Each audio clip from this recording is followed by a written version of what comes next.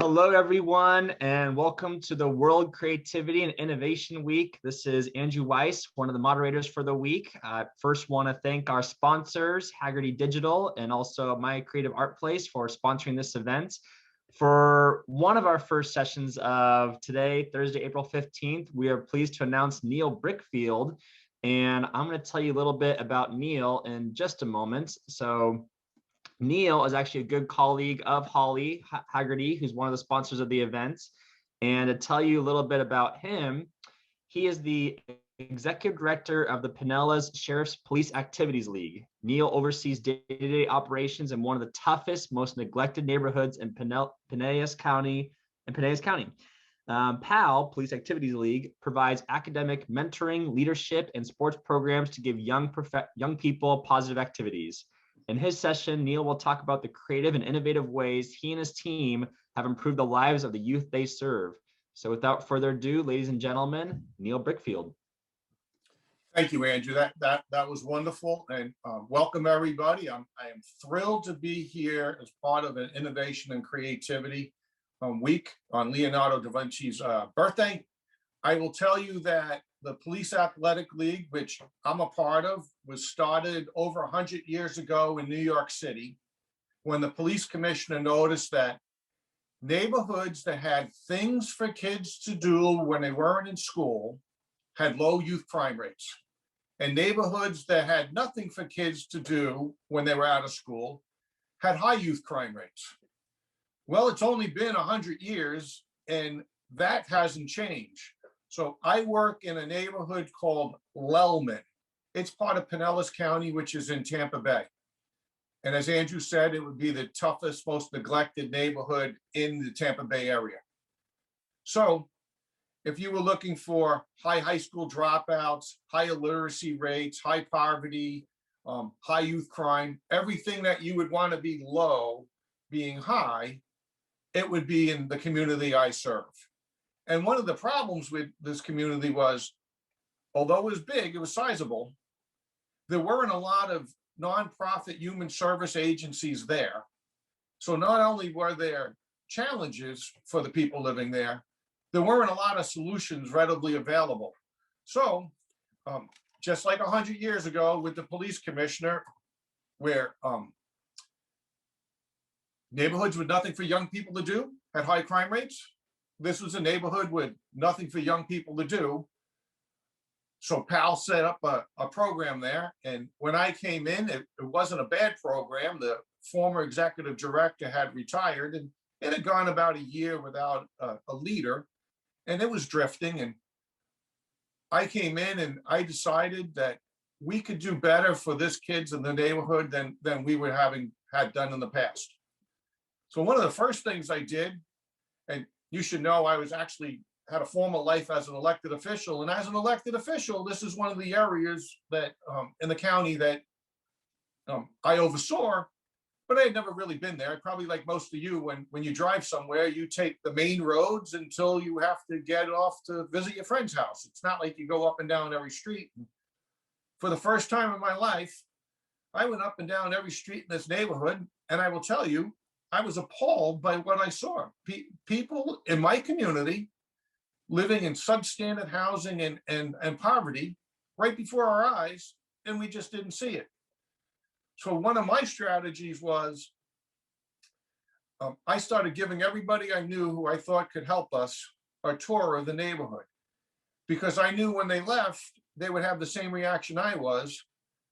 Wow, this is in our backyard. We got to fix it. But that put some responsibility on me. If we're going to fix it, how are we going to fix it? So I had to be creative and innovative. And I used my three basic tools that I've learned in life. The first one is imagine if. I know we've all played this one before. Imagine if money wasn't an object. Imagine if this wasn't a problem, right? Imagine if we had the building we needed. Whatever it was, I and my staff would play imagine if, right? Trying to picture a future program in this neighborhood of what it would be like.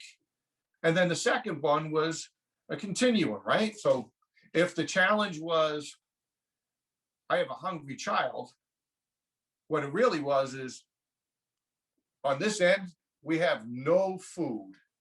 On this end, try to get to the screen, we have lots of food. And we got all those stops in between.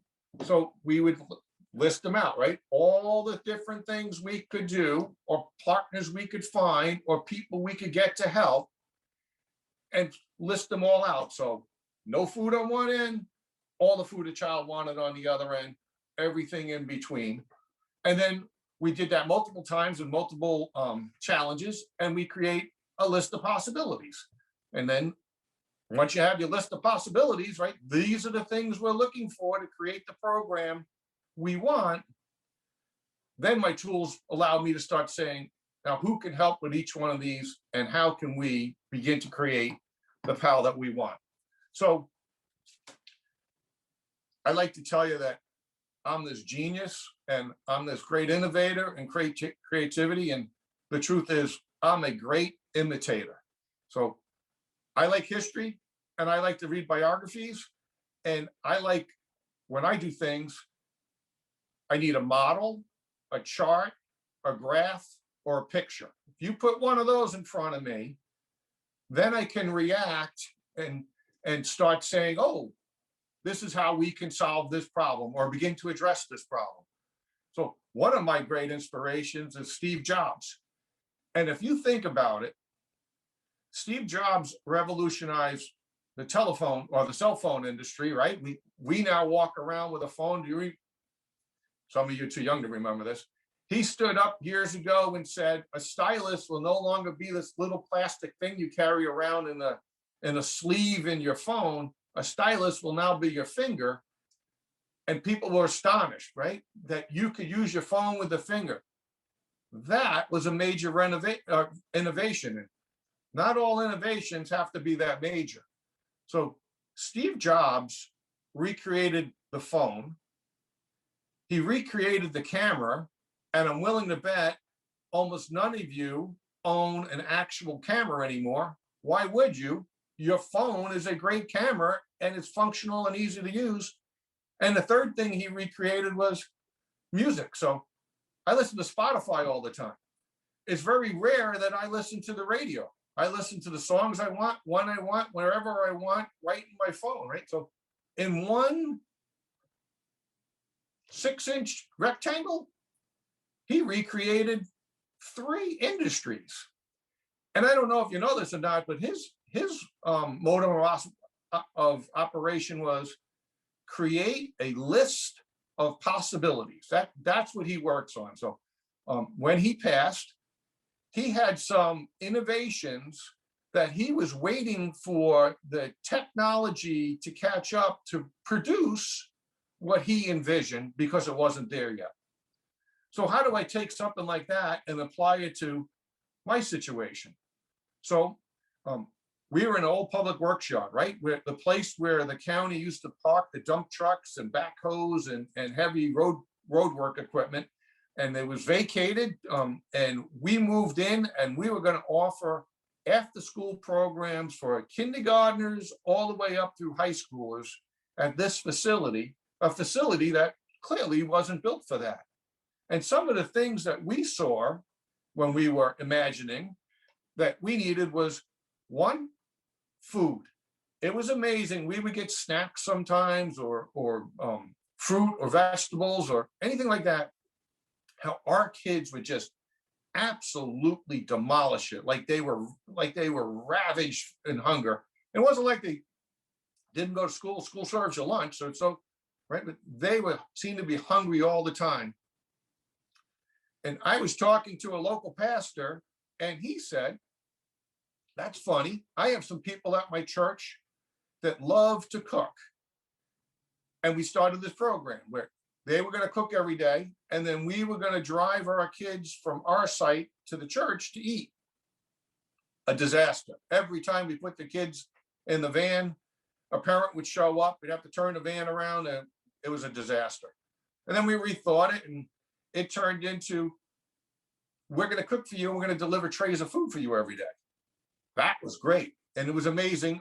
These nice ladies who cooked, and gentlemen, They were always trying to stick beans or vegetables in everything they made, because it's healthy for the kids. And I'd sit there and watch the kids pick out the food they didn't want to eat each day, but they were eating, right? And sometimes kids would bring a lot and sometimes kids would bring a little. And then COVID hit, and that whole method of serving food is now gone. So we got to be creative again. And we got a new partner, Feeding Tampa Bay, which is Feeding America, which brings us individual food every day.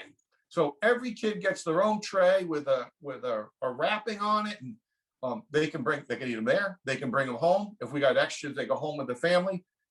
That was all because we put this on the list of possibilities, things we wanted to do. So another one was, we had a parking lot, a nice big black top with no shade in Florida, and it was painted to be a hockey court. I was there a year, and I don't think I ever saw a child on that fenced off parking lot. It was just, you couldn't stand there for 2 minutes without getting overheated. It was just too hot.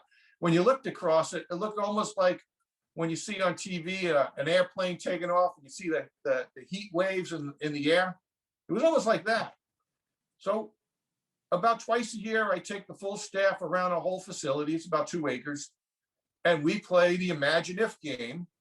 And we stood there and someone said, this would be great if we laid down synthetic grass. If you're my age, it's called artificial turf, right? If this was no longer a blacktop, if this was a grass field where we could play, and the parking lot lights are still up there, so it'd be lit at night. And just like that, the idea was born that this is no longer going to be an unused parking lot that was too hot to use. This was now going to be a green space, an athletic field. And right behind it was a skateboard park, and it had the same problem. The kids loved it. There was no shade. So we envisioned a canopy over the whole skateboard park. And then someone else said, if we're going to do that, we move the fences around, we can make the back of that the employee parking lot. And just like this, we imagined a new use for our field. And then we had the possibility of it. All we had to do was find a way to make it work. And then we started selling that vision. And before we knew it, somebody stepped forward and we had a partner. And now that green space and skateboard park is one of our most used parts of our facility. Kids are out there every day, soccer, football, across skateboard parks, all the things, because we developed a list of possibilities and then worked that list. So I like to read, and I don't know, somewhere in the 1990s, I picked up a book written by John Wooden, the great UCLA basketball coach, and it was called They Call Me Coach. And that book sat in my bookcase unread for almost 20 years. And then finally, I picked it up and I read it one day. And I have to tell you, it was a fantastic book. If you don't know who John Wooden is, John Wooden was the UCLA basketball coach who won 10 championships in 12 years.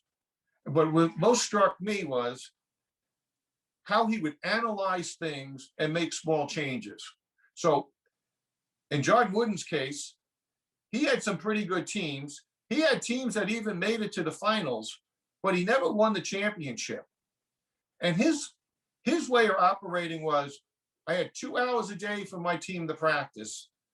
And I'm going to have written out on a schedule what every player is going to be doing for those 2 hours. So there's no wasting time, no standing around, right? I only got 2 hours. I'm going to use every minute of it to the maximum potential. I'm going to have a plan and I'm going to work the plan. And then I'm going to analyze the results. So the first change he made was this. He noticed that when you practice, everybody practice foul shots for basketball. Those are important. In a game, you're tired and the pressure's on you to make it. But in practice, you're practicing. So he saw, we're successful so many percentage of the time. We're going to change the way we practice. And we're going to take foul shots when we're tired, because we've just been practicing, right? We're tired now, just like in the game. And in order to get back into the practice, each player has to hit 10 foul shots in a row, because I want them to feel pressure. Well, that was the first big change he made. It wasn't a monumental one, but it was the first big one he made. The second one he made was, he figured out that when he practiced his players, he would take the starting 5 versus the rest of the team, and he'd have his 5 best players playing together. But during a game, it doesn't work that way. You might start your 5 best players, and after 5 minutes, 2 might come out and two other players will go in and replace them.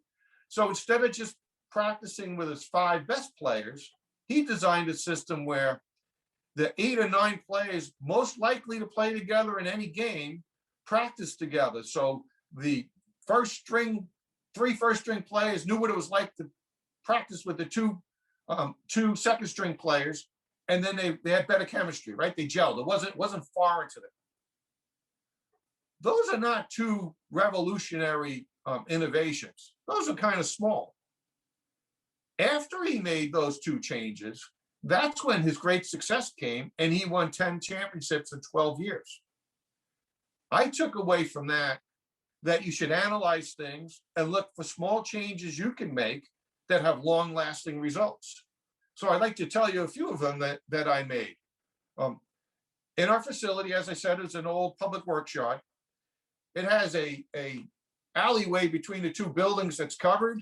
And so the buildings are connected with 2 big garage doors, and you could drive a truck through there if you needed to. We call it the breezeway. And the kids always seem to be in the break room, but never outside. And it is Florida, so it's not like we're always out in the hot sun. We need some shade. So we thought, how could we connect the kids to be more outside rather than inside? My cat's meowing if you hear it. So we had an office where we kept the sports equipment, and if you wanted that, you had to come in the office and ask for it. And it had a window where we could see into the breezeway, but the window wasn't operational, right? It was a plate glass window. It didn't open or close. You couldn't talk through the window. You had to come into the building. And we thought, what if we had a sliding glass window there? Now, a sliding glass window with a little countertop, I don't know. I don't think that cost us $500 to get installed. Actually, we got somebody to install it for us for free. I'll tell you, that little change became a giant change, because suddenly the person in the office was connected to the kids in the breezeway. And suddenly the kids wanted to be in the breezeway because they were connected to the office. It was amazing. And we could pass the phone out if they had to call their mother or father, and you no longer had to come in the office if you needed sports equipment. And quickly, some of our older kids, our middle and high school kids, discovered that we always had a need for somebody to man that window. And if they had good behavior, they could earn the opportunity to work the window. And as you know, with kids, anytime you give them a responsibility and a little power, they want it. So believe it or not, that little change in the window, so there was now a pass-through and there was communication, became a monumental change, because kids would actually compete to see who got to earn the right to work the window. And where do you think some of our employees come? We're watching which kids do that well and which kids don't do that well. And over time, as they age into our youth work program, those are the ones we pick, right? Second one, I have mostly a part-time workforce. I had a gentleman working for me named Daniel. He's a very smart young man, Eagle Scout. And he came to me and he said, I want to work full-time. And I said, well, the kids are only here in the afternoon, so we need to have some type of plan. And he said, how about if I learn how to write grants, and in the mornings I write grants, and in the afternoons I'll do my job with the kids.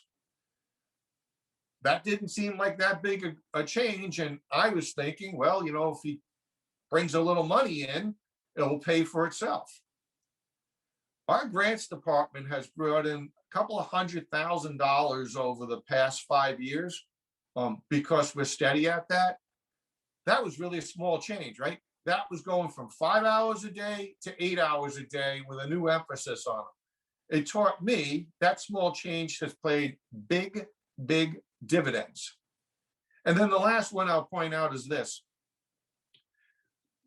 The way we're funded puts an emphasis on children attending daily.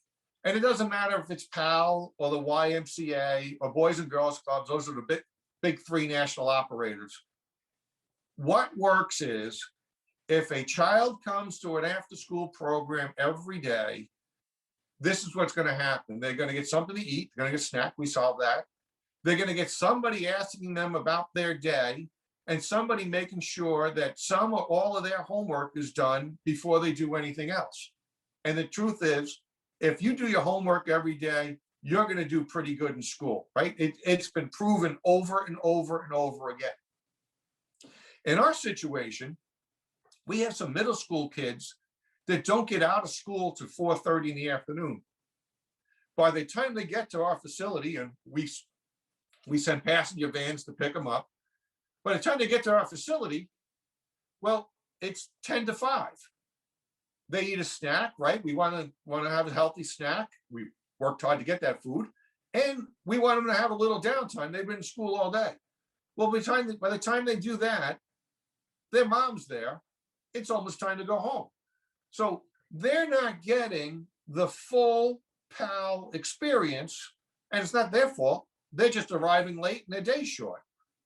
So we began to analyze anything we could do to change that. We can't make the kids stay longer. One thing we could do, though, was look at how we transported them. Over the years, I began to notice that the greatest connection our kids have with staff is with the staff that drives them from school to PAL. Because when you're in the van, when you're in a car, you're in a very different atmosphere. It's like your guard drops, right? You get in the van and there's 6 or 8 kids, and the driver gets to ask each kid how your day was. They get to talk to them by name, give them a big hello, all those things that we do naturally. And we began thinking, how can we maximize on this great connection between the driver and the child and use that 15 minutes to 20 minutes of drive time to be PAL, right? To be the mentor and leadership. So we decided there'll be no more casual conversations in the van. The kids will think they're casual conversations, but they're going to be very deliberate on our time. So our van rides actually became program time. So when you get in a van today, the radio's always off, because if the radio's on, kids will be quiet. The radio's off, kids want to fill that silence, that void. And we have our question. Andrew, when you're 25, what type of job do you think you'd want to have? Tommy, did you ever think that someday you'd be married? What type of job, what type of dad would you want to be? We got 1,000 of these questions.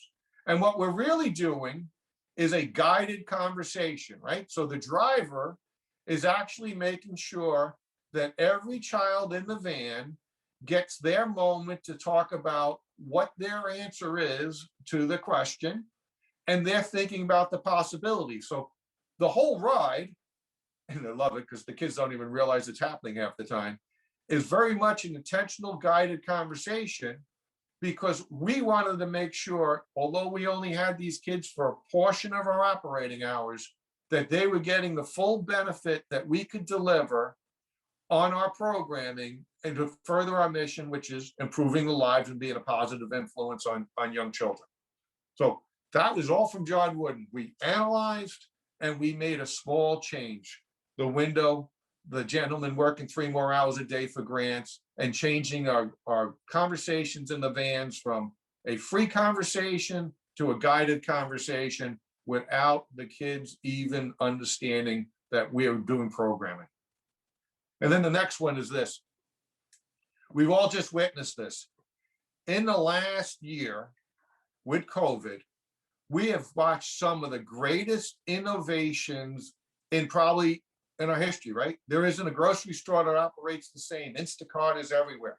There's not a restaurant I know of that doesn't do curbside pickup, right? I drive up and they bring it out to my car right now. It's all paid for in advance. All of these things have been great changes. And at the same time, nonprofits like us and the government has had to completely rethink some of the things that we do. So for us, here's a big one. We all know Operation Warp Speed. If you don't know what Operation Warp Speed is or just heard it, I'm going to give you the 30-second overview. Our government, the United States, went to 6 vaccine companies, 6 pharmaceutical companies, and said, we know you're working on a possible vaccine. And we don't know if it's going to work or not, but we're going to flip the script. We're pre-ordering 125 million doses right now, and we're going to pay you for them, whether they work or not. So while you're going through the trial, while you're finding out if this works, we want you to be doing this, buying the equipment and supplies you need, setting up your manufacturing facilities, all the things that normally in business I wouldn't do if I had approval, right? I wouldn't go out and spend $50 million retrofitting my factory to build a new product without a guarantee that it was going to be approved. That's what the United States said to those companies. And the United States placed a bet, right? There are 6 companies. We think some of these are going to work and some of them aren't. It's not going to cost any of these companies anything extra to be set up for mass production. We want you to go ahead and do that. Wow. It worked, right? I'm getting my second vaccine today, right? The second Pfizer vaccine. If you don't know this, the second fastest vaccine to market in the history of the world was mumps in the early 60s. That took 4 years. COVID took about a year. So we've seen a massive rethinking of how we did it. So how does that apply? Well, I actually got a couple of examples of how that applies. When you come to PAL, when you come to any child care program, we have a lot of paperwork to fill out. And it's a lot like the old days when you would go to the doctor's office, where you would put your name and address on form after form after form. It was the same information that you had to put on, but you still had to fill it all out. And it was old style, right? Where actual paper and pen.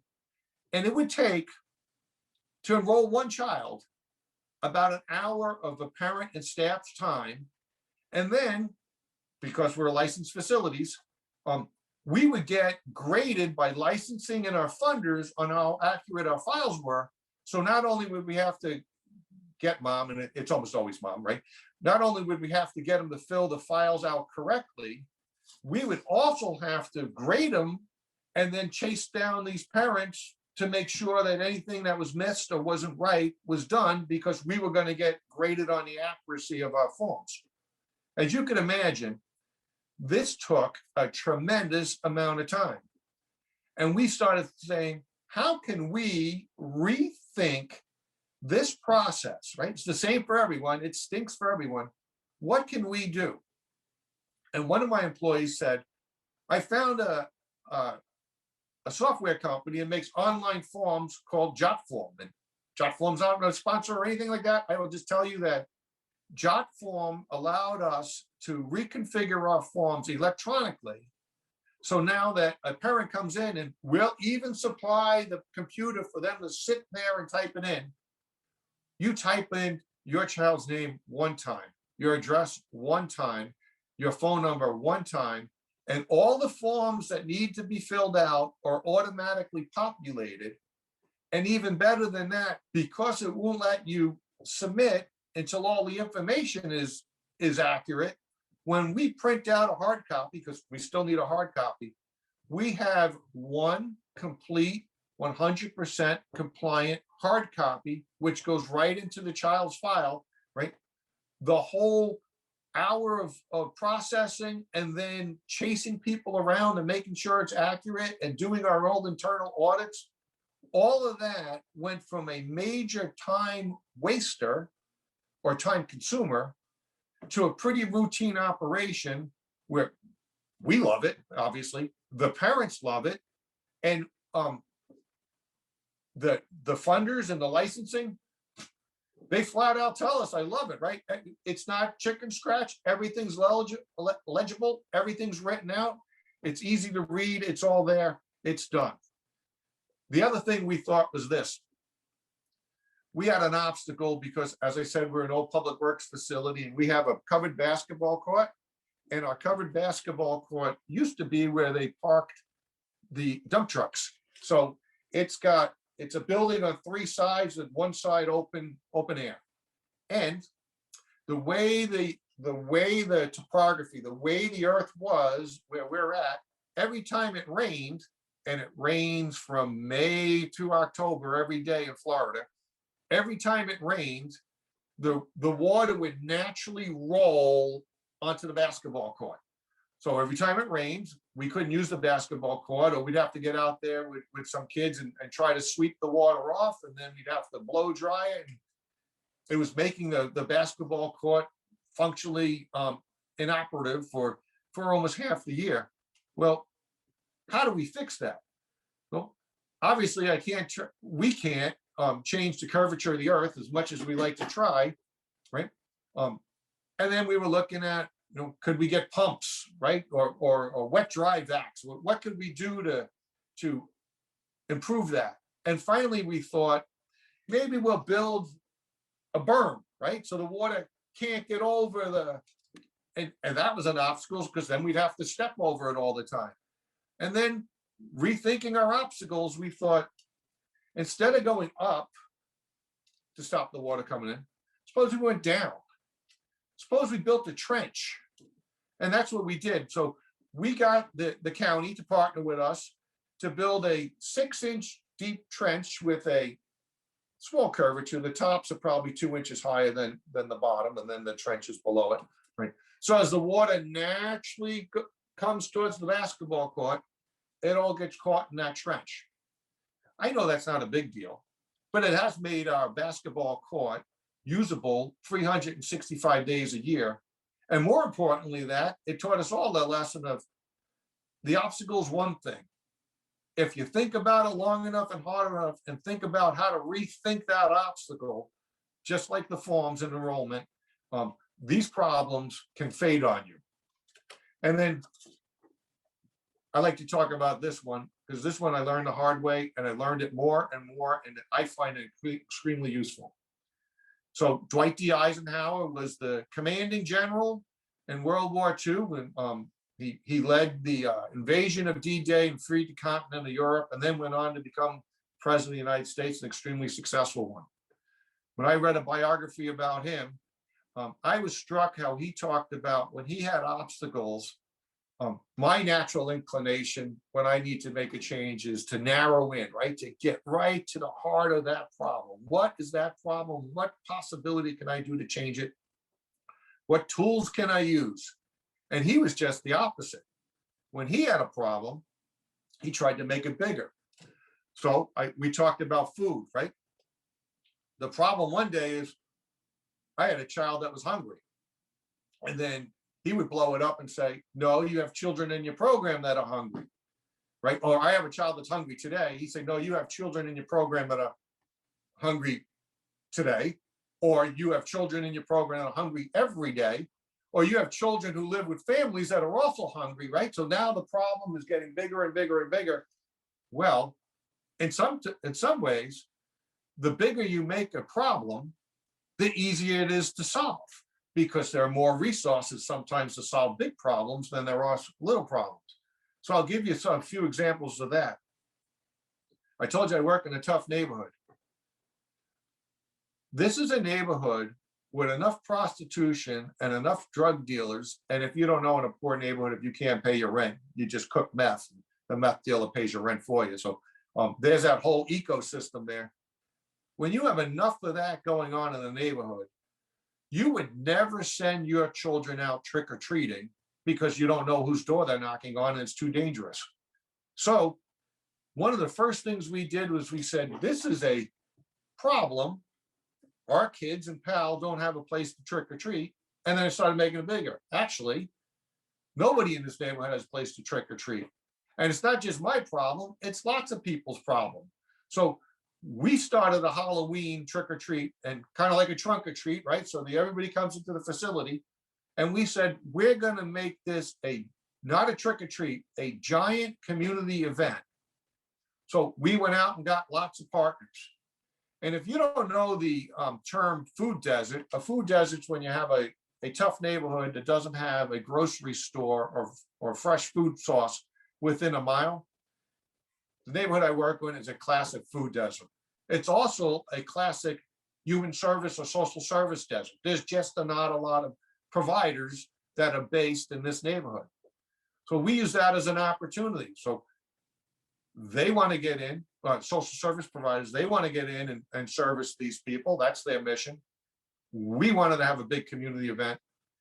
We turned a Halloween event in from just our kids getting candy to an event where almost 1,000 children with their parents, when you put them together, come through on Halloween night every year.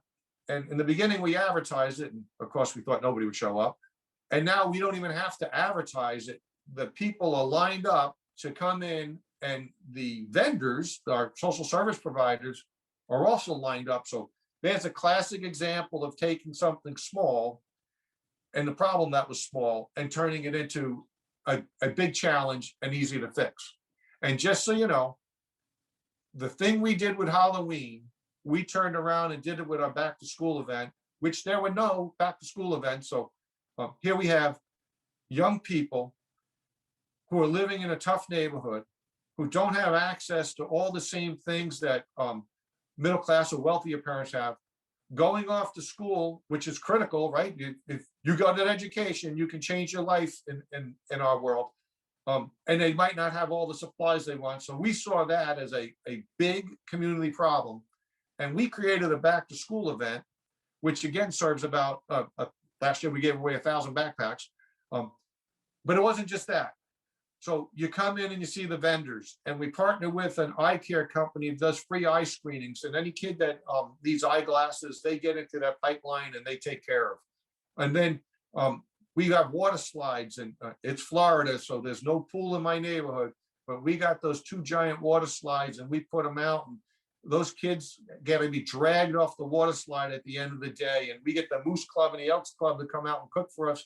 And then one day I was looking at the fire truck and it was hot out. And I said to them, the fire truck was there for the touch of truck portion. And I said, hey, do you think you could squirt the kids with that hose? And if you don't know it, the one thing firefighters like more than showing off the firefighting equipment is shooting a fire hose. So a great competition evolved over who gets to shoot the hose. And now we're not pointing at the kids and bowling them down. We're arching it up. But when you have a back to school event, in most places, you go in, you get your backpack, you might see some vendors, and you leave. And we created one by making a small problem into a big challenge, where the average stay for a family is over 2.5 hours when they come in to get it and eat lunch and play with their kids and get squirted by the fire hose and go down the water slide and do all the other fun things that a family could do. And it's a great community event, all from learning that lesson that take a problem and make it bigger. And I will tell you that we applied that one more time. So we had this challenge. I work with kids. There's another organization that works on cleaning up the environment, keep Pinellas beautiful. There's another organization that family resources, or a family in need. And we began to look at all the people that were working around our neighborhood, including Adopt a Block, which goes door to door, and said, we're all touching a piece of the pie. but we never talk about the whole pie. What would happen if we came together and we created an organization that did that, where all these nonprofits and business and residents had one umbrella group, and what we talked about is not our individual slices of the pie, but of the whole picture, right? That we were going to create a list of needs for this community, and we were going to collectively, whether it touched us or not, work on those needs. So number one on our list was we had a zip code with 26,000 people, and it didn't have a single doctor or medical clinic in that zip code. So top of our list, access to medical care, right? We had a homeless population that didn't get counted because of the way the homeless count is done. High on our list that we were going to get volunteers, we were going to go out and count the homeless population so we could no longer be told that you don't have a homeless problem in the community, right? We wanted to do food distributions, not just for PAL, for this community, right? Suddenly, a place like Feeding Tampa Bay, which is a great partner, had an entity, a big entity that they could partner with because it was no longer a bunch of small groups, right? It was a big group. So we made ourselves bigger, and we made our problems more recognizable and gave people an opportunity to get a good partner. And then the last thing I will tell you about that is that same group that came together to address the needs of Lealman is the group that was given a $2 million appropriation from the state of Florida because they wanted to address the lack of recreational opportunities for the people in that community. That's a classic example of us taking a small problem, making our side of it bigger so we could address the bigger problems in the community. So my tools again, imagine if, the continuity, and then the list of possibilities, and then following Steve Jobs would get your possibilities, whether or not they can work today, get them down. And Operation Warp Speed, which is rethink your obstacles. What other way, new or different, can you look at the same obstacle? And Dwight D. Eisenhower, make that problem bigger, right? The bigger resources, bigger opportunities when you make that problem bigger. And John Wooden, analyze what you do and realize that sometimes a small change, like the enrollment forms, can give you big dividends in the long run. Andrew? Neil, I'm here. Thank you so much for all your stories. And I'm definitely a big fan of John Wooden myself. So I'm glad that you talked about the importance of paying attention to details and giving people scenarios and going over experiences with PAL. Tell me again how you thought of the idea for helping the students come up with their thought processes when they're sitting in the van. Like, how'd you come across doing that again? Okay, so thank you, Andrew. I have a real life, and in my real life, my wife has been a Weight Watchers leader for 20 years. And if you've ever attended a Weight Watchers meeting, and I won't tell you how long it's been since I last attended one, you'll know that that's a guided conversation. So on our end, we were looking at these kids, we call them 445 kids, right? They were getting a snack and they get some free time, but they weren't getting the mentoring, the leadership, the academics, and we can't deliver all that. But we thought we could have a meaningful conversation with these kids about their life, their future, their jobs, their hopes, their dreams, whatever it is.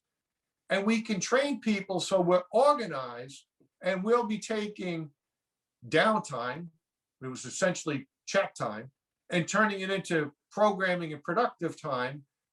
And as I said, the kids, they don't even know it. They just know that they have a good conversation and they get to say something every day.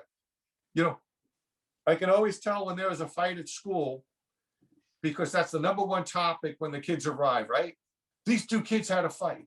And I thought, what if the number one topic was, I want to be a doctor, or I'm going to be a better dad than my dad, or I'm going to make sure I'm in my children's lives, or whatever it is. We looked at it as our job to be feeding them the questions to open their mind to those possibilities and make sure, even if you only came to PAL and got a snack and a little playtime, you were walking away with something of value every day. Thank you.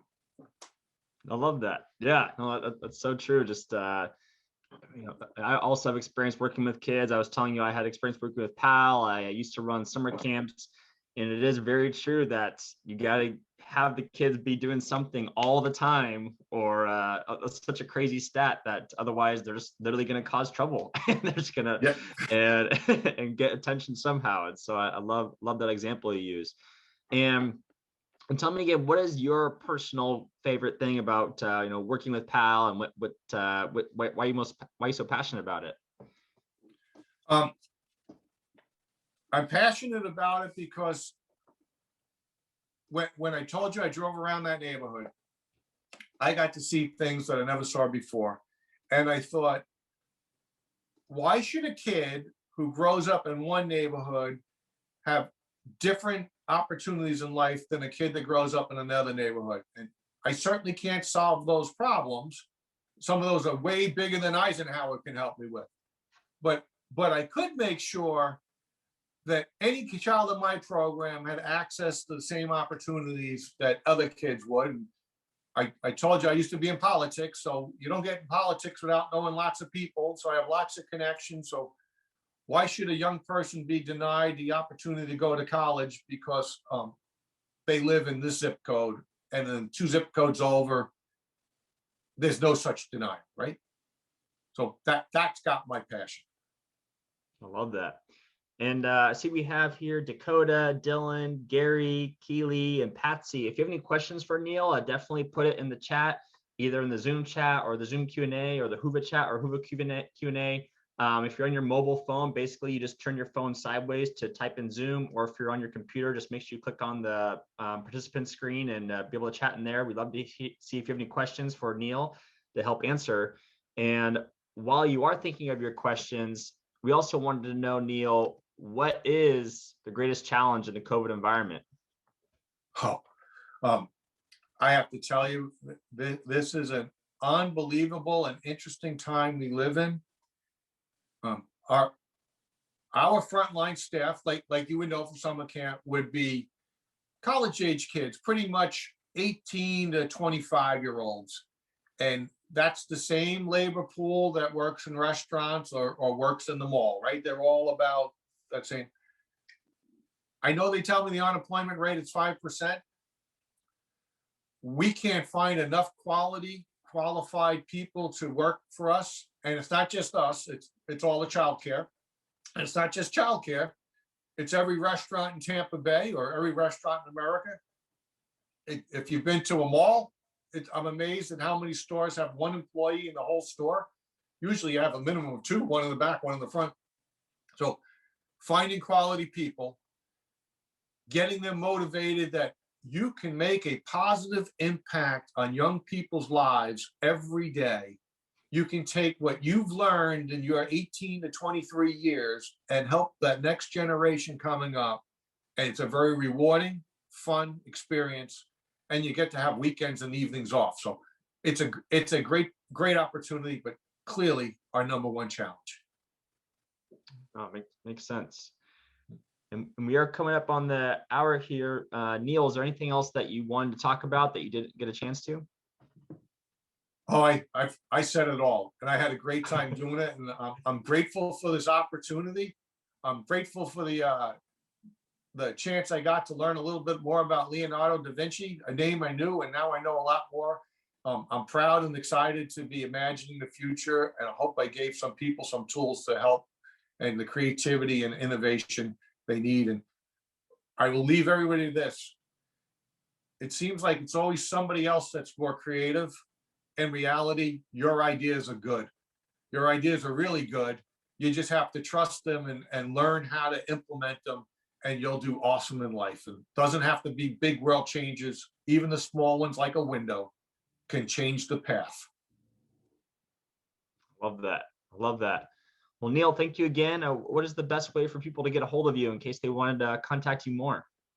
Well, www.pinellaspal.com, pinellaspal.com, and neil@pinellaspal.com is my email. All right, I'll make sure to put that in the chats, and thank you again for coming on today. I'll make sure to move you to an attendee, and we appreciate your time.